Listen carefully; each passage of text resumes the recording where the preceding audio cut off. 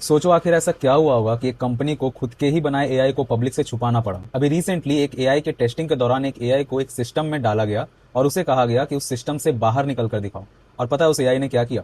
वो सिर्फ सिस्टम से बाहर ही नहीं निकला, बल्कि उसने सारे प्रूफ्स को भी पब्लिक कर दिया। एंड मैं जिस न्यूज की बात कर रहा हूँ, ये न्यूज है एंथ्रोपिक के एक पावरफुल एआई मॉडल माइथोस की। ये सिर्फ कोडिंग नहीं करता, बल्कि ये हिडन बग्स, सिक्योरिटी लूपहोल्स और वीक सिस्टम डिटेक्ट करता है, वो भी faster than humans, of course, क्योंकि ये एक एआई है। लेकिन ऐसा क्या हुआ कि कंपनीज को अपने ही प्रोडक्ट को पब्लिक से छुपाना पड़ गया? चलो समझते हैं। तो बेसिकली टेस्टिंग के दौरान माइथोस को एक सिक्योरिटी इन्वायरमेंट के अंदर रखा गया, जहां पे उसे कुछ लिमिट्स दिए गए थे, उस लिमिट्स के अंदर उसे रहना था। बट उसने क्या किया?